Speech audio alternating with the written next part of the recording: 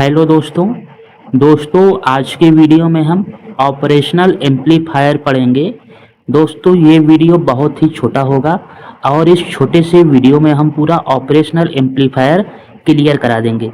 दोस्तों जो important topic है इसमें, जहां से क्वेश्चन डायरेक्टली एग्जाम में पूछा जाता है, हम उन सभी टॉपिक को लेकर पूरा पढ़ेंगे। आई होप वीडियो आपको पसंद आएगा। दोस्तों आपसे रिक्वेस्ट है कि अगर आपको वीडियो पसंद आ रहा हो तो प्लीज़ कमेंट बॉक्स में हमें ज़रूर बताइएगा और साथ ही साथ दोस्तों चैनल को सब्सक्राइब कर लीजिएगा। दोस्तों ये जो है यह DFCIL CBT2 के लिए जो SNT के लोग होंगे, SNT के जो स्टूडेंट हैं उनके लिए बहुत ही इम्पोर्टेंट है। साथ ही साथ दोस्तों इसरो का एग्ज़ाम भी लगा हुआ है, इसरो का एग्ज़ाम भी अभी है, तो इसरो SNT या फिर कोई भी टेक्निकल एग्जाम यदि आप दे रहे हो तो उसमें बहुत ही इंपॉर्टेंट होंगे। तो आइए दोस्तों अब शुरू करते हैं। ऑपरेशनल एम्पलीफायर, सबसे पहले हम बात करेंगे कि ऑपरेशनल एम्पलीफायर की IC क्या होती है।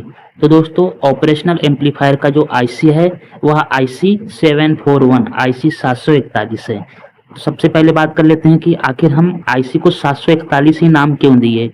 इसे हम कुछ और भी दे सकते थे, 1 2 3 या 4 5 6 ऐसा कुछ भी दे सकते थे, तो हमने आखिर 741 ही नाम क्यों दिया। तो देखिए दोस्तों 741 नाम देने का मेन मतलब यह था कि इसमें जो है 7 पिन का यूज होता है, 7 पिन यूज होता है, ठीक है, 7 पिन का यूज होता है। 4 पिन जो होता है दोस्तों, 4 पिन इनपुट होता है, ठीक, 4 पिन इनपुट होता है और 1 पिन होता है आउटपुट पिन होता है। आई होप अब आपको क्लियर हो गया होगा कि आखिर हम 741 ही नाम क्यों दिए हैं। तो 741 नाम देने का मेन उद्देश्य यह था कि इसमें जो पिन टोटल यूज पिन है वह 7 है, टोटल इनपुट पिन की संख्या जो है 4 है और टोटल आउटपुट पिन की संख्या 1 है। अभी हम आगे बात करेंगे कि 4 इनपुट पिन कौन सी है, 1 आउटपुट कौन सा है और 7 टोटल यूज पिन कौन सा है। अब चलिए आगे चलते हैं। आगे है दोस्तों जो ऑपरेशनल एम्पलीफायर है, यह AC and DC both can be amplified, मतलब कि यह AC सिग्नल को भी और DC सिग्नल को भी दोनों को एम्पलीफाई कर सकता है, ठीक। अगला है कि जो ऑपरेशनल एम्पलीफायर है या मैथमेटिकल ऑपरेशनल को करने के लिए बना है, मतलब कि इसका जो मेन उपयोग है, जो हमारा मैथमेटिकल ऑपरेशन होता है जैसे कि जोड़, घटाना, अवकलन, समाकलन, इन सब के लिए ऑपरेशनल एम्पलीफायर का यूज होता है, ठीक। अब चलिए आगे चलते हैं। अगला क्या है कि ओपैम्प के जो शुरुआती स्टेज है जिसे हम इनपुट साइड बोलते हैं, वहां पे डिफरेंशियल एम्पलीफायर का यूज होता है, या मतलब कि डिफरेंशियल एम्पलीफायर लगा होता है, ठीक। तो हमने अभी क्या क्या देख लिया कि देखिए एक बार फिर से, ओपैम्प की जो IC है 741 है। 741 का मेन मतलब यह है कि 7 इसमें टोटल पिन यूज होता है, 7 पिन यूज होता है, 4 इनपुट पिन और 1 आउटपुट पिन। और जो ओपैम्प है हमारा AC और DC को एम्पलीफाई कर सकता है। इसका जो मेन एप्लीकेशन है, मेन यूज है, या मैथमेटिकल ऑपरेशन है, जैसे कि जोड़, घटाना, अवकलन, समाकलन में होता है। और हमने क्या पढ़ा है कि इसके इनपुट साइड, मतलब कि इनपुट स्टेज या जिसे हम शुरुआती स्टेज भी बोलते हैं, वहां पे डिफरेंशियल एम्पलीफायर लगा होता है, ठीक। आई होप क्लियर हो रहा होगा अभी। अब चलिए आगे चलते हैं। अब यहाँ देखिए, अभी सबसे इम्पोर्टेंट है आपका यहाँ पे देखिए, यहाँ पे क्या है कि इसका जो फिगर है कुछ इस तरह का होता है। यहाँ पे 2 इनपुट अभी हमने बताया कि एक इनपुट या V1 हो गया आपका, एक V2 हो गया, यह इनपुट है। एक प्लस VCC सप्लाई देंगे, इसको भी हम इनपुट की तरह कंसीडर करेंगे। एक जो माइनस VCC है इसको भी हम इनपुट की तरह कंसीडर करेंगे, ठीक। तो यहाँ प्लस इनपुट हो गया, ये रहा प्लस और नीचे वाला माइनस हो गया, और V1 V2 और एक ये आउटपुट यहाँ पे हमारा ये रहा, ठीक। अब देखिए इधर हम दिखा देते हैं कि इसका पिन डायग्राम कैसे होता है। या टोटल देखिए 8 पिन की IC है, ठीक, 8 पिन की IC होती है। लेकिन इसमें जो पिन नंबर 8 है, यहाँ देखिए पिन नंबर 8 ये इस साइड है, 8 नंबर पिन का नॉट कनेक्टेड, मतलब कि 8 नंबर पिन कनेक्ट नहीं है, 8 नंबर पिन का कोई यूज नहीं होता, ठीक। अभी फिलहाल यूज नहीं है, भविष्य में होगा तो देखा जाएगा। अभी जो 8 नंबर पिन है इसका यूज नहीं है, ठीक। अब टोटल पिन यहाँ पे कितना यूज हो रहा है, 8 पिन था, लेकिन एक पिन जो 8 नंबर इसका यूज नहीं हो रहा। टोटल पिन यूज हो रहा है 1 2 3 4 5 6 7 पिन यहाँ पे टोटल यूज हो गया, ठीक। इसलिए अभी हमने कहा था कि टोटल जो 7 पिन का ही यूज होगा, तो हम यहाँ 7 लिख ले रहे हैं, ठीक। अब देखिए इनपुट पिन कौन कौन सा है, ये 2 नंबर है इनपुट है, 3 नंबर है इनपुट है, और एक आपका 4 नंबर भी इनपुट की तरह कंसीडर होता है, और 7 नंबर भी इनपुट की तरह है। टोटल हो गया यहाँ पे 4 इनपुट पिन होता है। तो यहाँ पे हम 7, इसके बगल में 4 लिख रहे हैं। अब एक आउटपुट पिन कौन सा है, 6 नंबर है, 6 नंबर आउटपुट है यहाँ पे, एक आउटपुट, इसलिए यहाँ पे 741 हो गया है। ठीक है,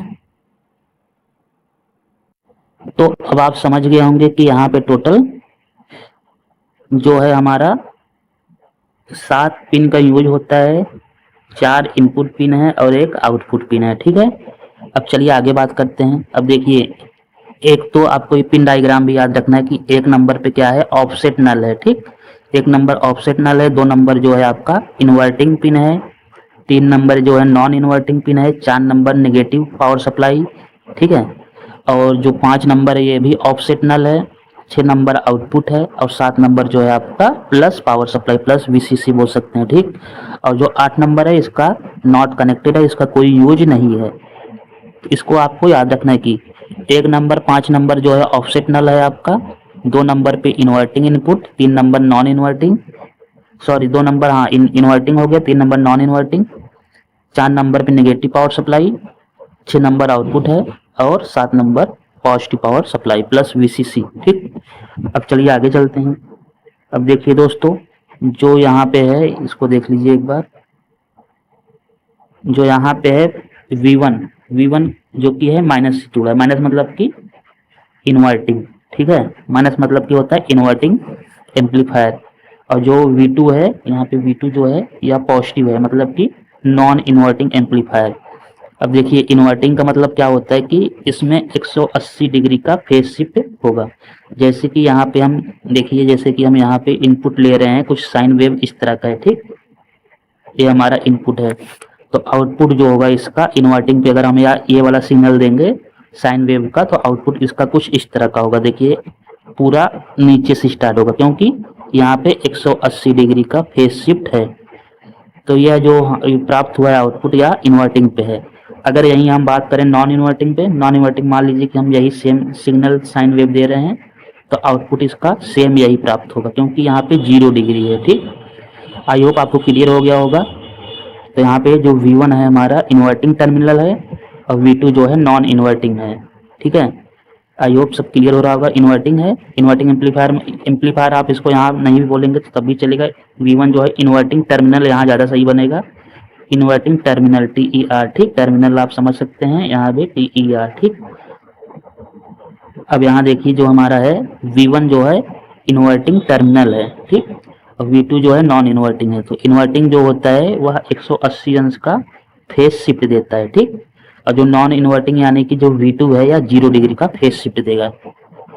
आई होप सब क्लियर हो रहा होगा। यदि कुछ भी डाउट हो आप हमें कमेंट बॉक्स में कमेंट करिएगा, तो हम रिप्लाई करेंगे आपको। चलिए आगे चलते हैं। अब देखिए यहाँ पे टोटल टर्मिनल की बात करेंगे, तो यहाँ टोटल 3 टर्मिनल हैं।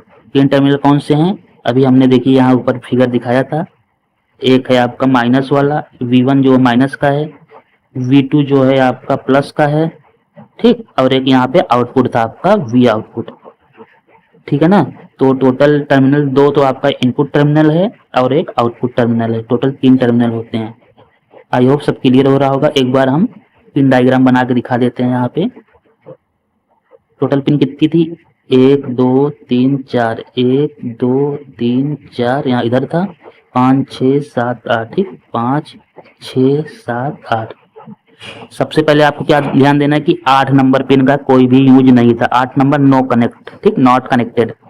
1 नंबर था ऑफसेट नल, ON लिख दे रहे हैं, ऑफसेट नल शॉर्ट में समझ लीजिएगा। 2 नंबर क्या था आपका, इन्वर्टिंग वाला था, माइनस लिख दे रहे हैं। 3 नंबर क्या था, प्लस था, मतलब कि नॉन इन्वर्टिंग टर्मिनल था। 4 नंबर क्या, माइनस VCC था। ठीक है, 4 नंबर हो गया। 5 नंबर क्या था, यह भी ऑफसेट नल था, ON लिख दे रहे हैं, शॉर्ट में समझ रहे होंगे आप। 6 नंबर था आउटपुट। ठीक, और 7 नंबर क्या था, 7 नंबर आपका प्लस VCC था। इसी तरह आपको भी पूरा तैयारी करना है, क्योंकि जब आप स्किल में जाएंगे तो ये सब पूछेगा कि IC 741 का आउटपुट किस पिन से प्राप्त होता है, तो आपको बताना है 6 नंबर पिन से। अब चलिए अगला पॉइंट क्या है, ये एक फार्मूला है, आपको याद रखना है कि CMRR, इसका फुल फॉर्म भी डायरेक्ट पूछा जाता है। इसका होगा common mode rejection ratio. Common mode rejection ratio, ठीक है, CMRR। ये क्या होता है, इसका फार्मूला होता है ADM बटे ACM, ठीक। मतलब कि यहाँ देखिए फुल फॉर्म भी लिखा है वेयर, जहाँ पे क्या है आपका ADM क्या है, डिफरेंशियल मोड गेन बोलते हैं, और ACM को बोलते हैं कॉमन मोड गेन, ठीक। तो यहाँ पे ADM डी भी लिख सकते हैं, इसको DM भी लिख सकते हैं, ADM बटे ACM, या किसके बराबर होता है, CMRR, ठीक। इसका मतलब है कि CMRR मतलब होता है कॉमन मोड रिजेक्शन रेशियो, बराबर होता है ADM बटे ACM, जहाँ पे ADM क्या है, डिफरेंशियल मोड गेन बटे कॉमन मोड गेन, ठीक। इसको भी आपको याद रखना है, डायरेक्ट पूछा जाएगा। चलिए आगे चलते हैं। अगला क्या फार्मूला है आपका, स्लीव रेट, जिसे हम यस से डिनोट करते हैं। इसका क्या होता है कि आउटपुट में टाइम के साथ मैक्सिमम परिवर्तन, ठीक है, आउटपुट में टाइम के साथ मैक्सिमम परिवर्तन ही स्लीव रेट कहलाता है।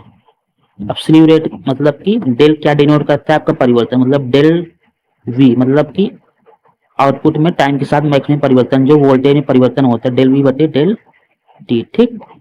यह होता है स्लीव रेट, मतलब कि आउटपुट में टाइम के साथ मैक्सिमम परिवर्तन। आउटपुट यहाँ पे वोल्टेज लिख दीजिए, आपको क्लियर होगा कि आउटपुट वोल्टेज, ठीक, आउटपुट वोल्टेज में टाइम के साथ, ठीक। बाकी टाइम के साथ ये सब समझ रहे होंगे आप, टाइम के साथ मैक्सिमम चेंज, ठीक, ठीक। आउटपुट में टाइम के साथ मैक्सिमम परिवर्तन या मैक्सिमम चेंज ही आपका स्लीव रेट कहलाता है। और स्लीव रेट जिसे हम यस से डिनोट करते हैं, एस बराबर डेल वी बटे डेल टी, ठीक। अब चलिए इसका वो देख लेते हैं, इसका क्या यूनिट क्या होता है, मात्रक क्या होता है इसका। सबसे पहले वोल्टेज का आपका क्या होता है, वोल्ट होता है, ठीक। अब टाइम का क्या होता है, टाइम का होगा सेकंड। लेकिन अभी देखिए वोल्टेज पर सेकंड होता तो है, वोल्टेज अपॉन सेकंड होता तो है, लेकिन एग्जाम में जो इसका ऑप्शन दिया रहता है, सेकंड की जगह दिया रहता है वोल्ट पर माइक्रो, दिया था माइक्रो, MICRO, माइक्रो सेकंड। हमेशा ही एग्जाम में ये वाला ऑप्शन आपको मिलेगा, ठीक। तो आपको याद रखना है कि voltage upon micro second, voltage पर माइक्रो सेकेंड, इसको हमेशा ही याद रखना है, ठीक। अगर आपको ऑप्शन में दोनों मिल जाते हैं, वोल्टेज अपॉन सेकेंड और वोल्टेज अपॉन माइक्रो सेकेंड, तो आपको माइक्रो सेकेंड ही टिक करना है, ठीक। चलिए अब आगे चलते हैं। अब देखिए यह कुछ इंपॉर्टेंट है। ओप एम्प होता है क्या, कि एक होता है ओप एम्प आइडियल कंडीशन में होता है और एक होता है प्रैक्टिकली कंडीशन में, ठीक। अब इसके हम गुणधर्म जो करेक्टरिस्टिक होता है ओप एम्प का, वही हम देखेंगे। सबसे पहले ये सब आपको डायरेक्ट याद करना है, इसका कोई ट्रिक नहीं होता है, लेकिन हम ट्रिक बता दे रहे हैं कि ओप एम्प का जो वोल्टेज गेन होता है, आदर्श होता है उसका तो इनफाइनाइट होगा, ठीक। और जो अगर इनफाइनाइट है तो प्रैक्टिकली में बहुत अधिक होगा, ठीक। अगर वो आदर्श ओप एम्प का वोल्टेज गेन इनफाइनाइट है तो प्रैक्टिकली बहुत अधिक होगा, ठीक है। अब देखिए यहाँ पे आउटपुट बराबर गेन बराबर होता है आउटपुट बटे इनपुट। तो यहाँ पे ये थोड़ा रूल यहाँ पे फॉलो नहीं होता, जैसे कि अभी हमने क्या बताया था फीडबैक में, गेन बराबर होता है आउटपुट बटे इनपुट। अभी हमने पिछली क्लास में बताया था अगर गेन अधिक है तो इनपुट इम्पीडेंस कम हो जाएगा, हमने पिछली वीडियो में बताया था, ठीक है। लेकिन यहाँ पे ये फॉलो नहीं हो रहा है फिलहाल। तो आपको याद रखना है कि अगर गेन यहाँ पे अधिक है तो इनपुट इम्पीडेंस भी अधिक होगा, ठीक। गेन अधिक है तो इनपुट इम्पीडेंस अधिक होगा और आउटपुट इम्पीडेंस जो होगा इसका 0 होगा। अब चलिए बैंडविड्थ क्या होता है, यह भी इनफाइनाइट होगा, CMRR इनफाइनाइट होगा, और ADM मतलब कि डिफरेंशियल मोड गेन या जो है इनफाइनाइट होगा, और जो कॉमन मोड गेन है यह 0 होगा। और स्लीव रेट जो है यह भी आपका इनफाइनाइट होगा, और इनपुट ऑफसेट वोल्टेज जो है यह भी 0 होगा। तो टोटल देखिए यह इसमें क्या क्या इनफाइनाइट है। देखिए आइडियल के कंडीशन में, IDEAL आइडियल में एक तो आपका आउटपुट इम्पीडेंस या 0 होगा, ठीक, इसको 0 याद रखना है। एक क्या है आपका ACM भी 0 है, कॉमन मोड गेन जो है यह भी 0 है। और एक आपका इनपुट ऑफसेट वोल्टेज, ठीक, यह भी 0 है। और बाकी आपसे कुछ भी पूछे आपको इनफाइनाइट मार देना है। Voltage gain infinite, input impedance infinite, bandwidth infinite, CMRR infinite, ADM infinite. ठीक, एडीएम इनफाइनाइट। उसके बाद फिर क्या है आपका स्लीव रेट इनफाइनाइट। केवल आपको याद रखना है कि जीरो कौन कौन सा होगा। जीरो होगा आपका आउटपुट इम्पीडेंस, आउटपुट इम्पीडेंस हो गया। उसके बाद आपका ACM हो गया और input offset voltage, offset voltage, यही तीन चीज है जो कि जीरो होता है। और आपसे कुछ भी पूछे, आइडियल के केस में इनफाइनाइट मार देना है और प्रैक्टिकली के केस में बहुत अधिक। ठीक, देख लीजिए, वोल्टेज गेन इनफाइनाइट है, input impedance infinite, bandwidth infinite, CMRR infinite. ठीक, उसके बाद एडीएम इनफाइनाइट और ACM क्या होता है, ACM जीरो हो जाएगा आपका और स्लीव रेट इनफाइनाइट। इसको आप एक दो बार ध्यान से पढ़ेंगे तो क्लियर हो जाएगा आपको। इनफाइनाइट आइडियल के केस में होता है, प्रैक्टिकली के केस में बहुत अधिक। अगर आइडियल के केस में जीरो है तो प्रैक्टिकली में लो हो जाएगा। ठीक, बहुत कम हो जाएगा।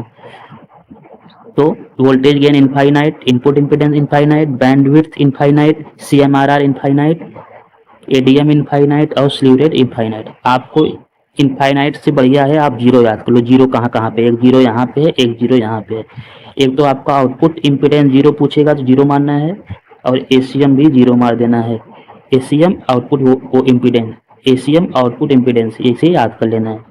ठीक है, अब चलिए आगे चलते हैं। यहाँ तक क्लियर हो गया होगा। अब देखिए एक छोटा सा डेरिवेशन है, आपको केवल फार्मूला याद कर लेना है। देखिए इसको हम बता दे रहे हैं कि इन्वर्टिंग एम्पलीफायर है, एक नॉन इन्वर्टिंग। इन्वर्टिंग का मैंने बताया था माइनस वाला होता है जो 180 अंश फेज शिफ्ट देता है। नॉन इन्वर्टिंग जो प्लस वाला है 0 अंश फेज शिफ्ट देता है। ठीक, तो देखिए यहाँ पे ये देखिए जो यहाँ पे पावर सप्लाई दिया गया है, V इनपुट दिया गया है, वो माइनस वाले पे दिया गया है और जो प्लस वाला यहाँ पे देखिए ग्राउंड किया गया है। ठीक, इनपुट सप्लाई जो दिया गया है और माइनस वाले पे दिया गया है। ये RF जो है फीडबैक रजिस्टर है, R1 क्या है इनपुट रजिस्टर है। यहाँ तक क्लियर हो रहा होगा आपको। ठीक, ये V आउटपुट है, आपको यहाँ पे प्लस वाला ग्राउंड किया गया है। अब चलिए यहाँ देखिए वोल्टेज गेन, मैंने गेन क्या बताया था कि आउटपुट बटे इनपुट। तो यहाँ पे आउटपुट की जगह हम रेजिस्टेंस लिए हैं माइनस का RF बटे R1। ठीक, यहाँ तक क्लियर है। और हमारा क्या होता है वोल्टेज गेन क्या होता है V आउटपुट बटे V इनपुट, हमने बताया था जैसे पहले भी। तो यहाँ देखिए हमने वही लिख दिया, वोल्टेज गेन यहाँ नीचे लिख दिया है कि V आउटपुट बटे V इनपुट बराबर होगा माइनस का RF बटे R1। RF क्या है यहाँ पे फीडबैक रजिस्टर है, R1 क्या है इनपुट रजिस्टर। ठीक है, तो मैंने यहाँ पे लिख दिया V आउटपुट बटे V इनपुट बराबर माइनस RF बटे R1। फिर यहाँ से अगले में लिख दिया है V आउटपुट बराबर V इनपुट इधर चला जाएगा, आपके ऊपर गुणा हो जाएगा तो ऊपर आ जाके हो गया माइनस RF बटे R1 इंटू V इनपुट। यह है आपका यह है आपका इन्वर्टिंग का। अब यहाँ पे माइनस यह बता रहा है कि यह इन्वर्टिंग है, मतलब कि 180 अंश यहाँ पे फेज शिफ्ट देगा या। अब इसी तरह देखिए नॉन इन्वर्टिंग का भी, यहाँ पे देखिए नॉन इन्वर्टिंग में क्या अंतर है, ये वाला माइनस है, ये वाला नीचे वाला प्लस है। ठीक, यहाँ पे देखिए इन्वर्टिंग में माइनस वाले पे इनपुट सप्लाई दिया गया था, पॉजिटिव वाला ग्राउंड था। लेकिन यहाँ पे देखिए नॉन इन्वर्टिंग में, इधर देखिए नॉन इन्वर्टिंग में माइनस वाला जो है आपका ग्राउंड है, माइनस वाला ग्राउंड है और जो प्लस वाला है वहाँ पे हमने VCC दिया है। ठीक, V1 दिया है। अब चलिए आगे चलते हैं। यहाँ देखिए V आउटपुट बराबर AV बराबर क्या होगा 1 प्लस RF बटे R1 हो जाएगा। ये नॉन इन्वर्टिंग क्या होता है, नॉन इन्वर्टिंग क्या होता है आपका 1 प्लस हो जाता है, बस यही ध्यान रखना है। 1 प्लस RF बटे R1, RF ये फीडबैक, R1 यहाँ पे ये वाला जो लगा है, ये ऊपर लिखा है ये वाला। ठीक, अब चलिए आगे चलते हैं। AV बराबर क्या होता है gain, voltage gain V output बटे V इनपुट बराबर 1 प्लस RF बटे R1। उसके बाद यहाँ से हो जाएगा V आउटपुट बराबर हो जाएगा आपका 1 प्लस RF बटे R1 into V input. V input इधर चला गया। ठीक है ना, तो चलिए यहाँ से ये क्लियर हो गया होगा आपको केवल यही फार्मूला याद रखना है। यही क्वेश्चन पूछता है कि इन्वर्टिंग में V आउटपुट क्या होगा और नॉन इन्वर्टिंग में V आउटपुट क्या होगा। तो सिंपल से आपको बता देना है कि इन्वर्टिंग में V आउटपुट बराबर होगा माइनस का RF बटे R1 इंटू V इनपुट हो जाएगा। ठीक, और नॉन इन्वर्टिंग पूछेगा तो बता देना V आउटपुट बराबर 1 प्लस RF बटे R1 इंटू V इनपुट। ठीक, ये सब आपको याद रखना है। अब चलिए एक चीज़ और बता दे रहे हैं आपको, जैसे कि एग्जाम में पूछा जाता है। अभी तक हमने क्या बताया कि यहाँ पे ये माइनस है, ये वाला नीचे वाला ग्राउंड कर दे रहे हैं, इसको प्लस कर दे रहे हैं, ठीक। यहाँ से एक RF जोड़ दे रहे हैं, V आउटपुट हो गया, ये वाला RF हो गया, ये वाला R1 हो गया, ये V1 हो गया आपका, ये ठीक। अभी तक तो हम नहीं आप बता देंगे कि या कि इन्वर्टिंग का है, इन्वर्टिंग का क्या बताएंगे आप इसको, इन्वर्टिंग, इन्वर्टिंग, ठीक। इन्वर्टिंग ये हो गया, ये वाला इन्वर्टिंग हो गया। अगर यही ऐसे पूछ लेता कि, एक मिनट, अगर ऐसे पूछ लेता कि इसको हम ग्राउंड कर दे रहे हैं, नीचे वाले पे सप्लाई दे रहे हैं, ठीक। ये V1 हो गया यहाँ पे, ठीक। ये यहाँ पे एक R1 जोड़ दिए, यहाँ पे RF हो गया, RF हो गया, ये V आउटपुट हो गया। तो ये क्या हो गया, ये यहाँ प्लस है, ये माइनस है, क्योंकि यहाँ पे जो VCC जुड़ा है आपका, जो वोल्टेज दिया जा रहा है प्लस भी दिया जा रहा है, इसलिए यहाँ नॉन इन्वर्टिंग हो गया, नॉन इन्वर्टिंग, ठीक। ये सब क्लियर हो रहा होगा। अब इसी तरह देखिए, अगर हम यहाँ पे ऊपर RF की जगह कैपेसिटर जोड़ दे रहे हैं, जैसे देखिए ये एग्जाम में पूछा गया क्वेश्चन है, ये एग्जाम में अभी 20 अगस्त 2023 को ही VSSC विक्रम साराभाई वाले में, जो त्रिवेंद्रम में है, वहाँ पे इसरो में पूछा गया था कि यह कौन सा फिगर है। तो देखिए दोस्तों, यहाँ पे हमने पहले अगर यहाँ से रजिस्टर लगा होता कैपेसिटर की जगह, ये देखिए अगर यहाँ पे जो यहाँ पे कैपेसिटर लगा है, अगर यहाँ रजिस्टर लगा होता, अगर यहाँ RF हो जाता तो आपका होता नॉन इन्वर्टिंग हो जाता, इन्वर्टिंग, क्योंकि यहाँ माइनस पे V इनपुट दिया गया तो इन्वर्टिंग हो जाता। लेकिन यहाँ पे ऊपर लगा है कैपेसिटर लग गया, RF की जगह यहाँ पे कैपेसिटर लगा है, इसलिए यह समाकलन जिसका होता है इंटीग्रेशन का, तो यह जो फिगर है इंटीग्रेशन का है, ठीक। देखिए डायरेक्ट पूछा गया था कि दिए गए चित्र छवि में निम्नलिखित में से कौन सा परिपथ दर्शाया गया है। तो आपको याद रखना, अगर कि ऊपर RF लगा होता तो आपका इन्वर्टिंग हो जाता, ठीक। लेकिन अगर ऊपर दे दिया है, ऊपर कैपेसिटर लग गया है, तो यह इंटीग्रेशन का हो जाएगा। और यहीं अगर ऊपर ऐसा कुछ फिगर होता है आपका, यहाँ पे माइनस होता है, यहाँ पे कैपेसिटर होता है, यहाँ पे V इनपुट होता, ठीक। तो यहाँ पे एक हम RF यहाँ लगा दे रहे हैं, ठीक। ये RF और ये वाला ग्राउंड ही होता, तो ये हो जाता आपका अवकलन का हो जाता, ठीक। ये आपको याद रखना है दोनों फिगर में। अगर कैपेसिटर ऊपर लगा है तो समाकलन जिसका इंटीग्रेशन हो जाएगा मतलब, और अगर कैपेसिटर नीचे लगा है तो अवकलन मतलब डिफरेंशियल हो जाएगा, डिफरेंशिएटर। ये वाला ऑप्शन 3 सही हो, C वाला सही हो जाता है, ठीक। आई होप आपको वीडियो पसंद आया होगा। अगर वीडियो पसंद आया तो प्लीज़ चैनल को सब्सक्राइब कीजिए, ताकि आने वाले वीडियो में हम और अच्छा कंटेंट ला सकें। Thank you for watching.